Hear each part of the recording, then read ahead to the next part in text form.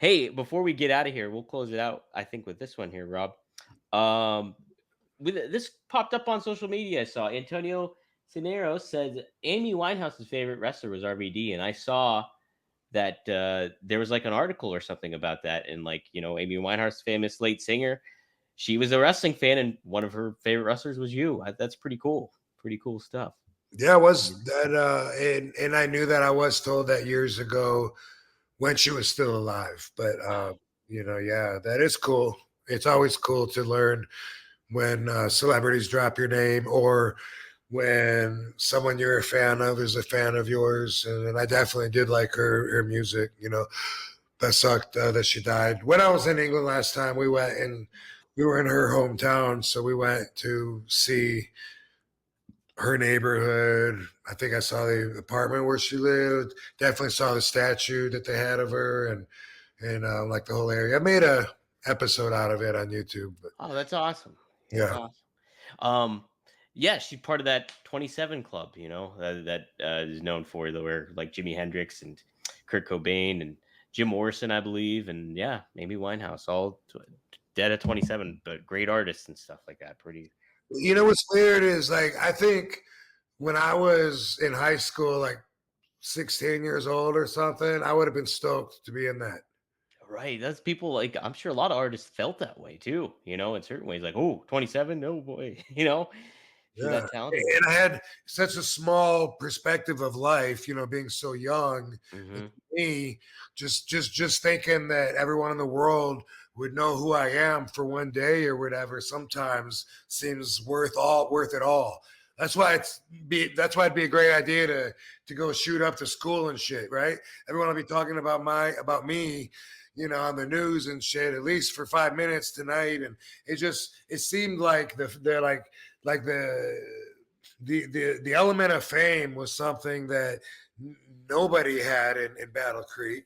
Nobody knew anybody famous, and I think it's like that probably with a lot of young people anyway. Even if there are some famous people, the older you are, the bigger, the more life you have, and then the better you can be at making decisions. But I remember my principal called me down one time to the office, and I didn't know what I was in trouble for because I'd already gotten called down several times for everything else. I was like, oh, it's probably for no, they already got me for that. You know, I was goof off at this point in high school. And then Mr. Tenney, my principal, who I really didn't like at the time, having that kid's perspective, Right. who knows now, like what I would think of him. He maybe be fine, but he goes, Rob, he goes, what do you want to do when you get out of high school? And I said, well, hopefully I'll be dead or in jail within 5 years. And I think I said that, to get a reaction out of him. So he'd be like, ooh, this kid's crazy. But he was like, why would you want that? And I was like, because that'd be cool. you know, and I felt like I was half fucking with him, but also I remember feeling like, boom, like I want everyone to be talking about me. And you have like such a small world at that point that like if you were in jail, everyone would be talking about you like, whoa, man, he was crazy, dangerous, man. You know what I mean? And I remember like it kind of made sense at the time, but um man, that's so silly and stupid. And now I'm glad I wasn't dead or in jail within 5 years. And I plan on being around. I'm just reaching halfway. I'm going to be 120. So get used to it, bitches. But Mr. Teddy, by the way, he called me down. And because we had written out, we all had to write something on a piece of paper and turn it in that Hmm. said what we want to do when we get out of high school.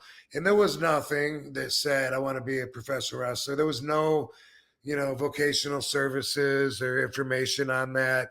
They would just laugh at me like I was not being serious, right? So I put on there, I'm going to assassinate Mr. Tenney.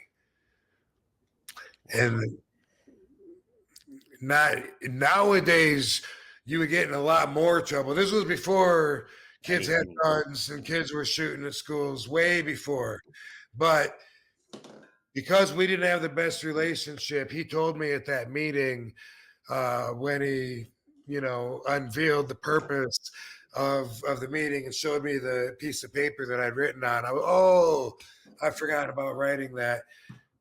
I was just joking. And he said, yeah, I figured you probably were, but he said, just in case something happens to me, I am going to notify the police. And I remember thinking, like, wow, that sounds pretty serious, to a Yeah. fucking high schooler. Nowadays, though, holy shit, if you can't say something like that and not you should get expelled either, or something, suspended. You don't belong in school if you're fucking thinking that. And I wasn't thinking that. I was just trying to get attention, Pushing buttons, kind of thing. being a Yeah. dumbass kid. Yeah, that's it. That's it. I know. And back then, it was such a different landscape than when it comes to schools and stuff like that. Like Yes, it was. 1998 is when all that stuff kind of changed and started.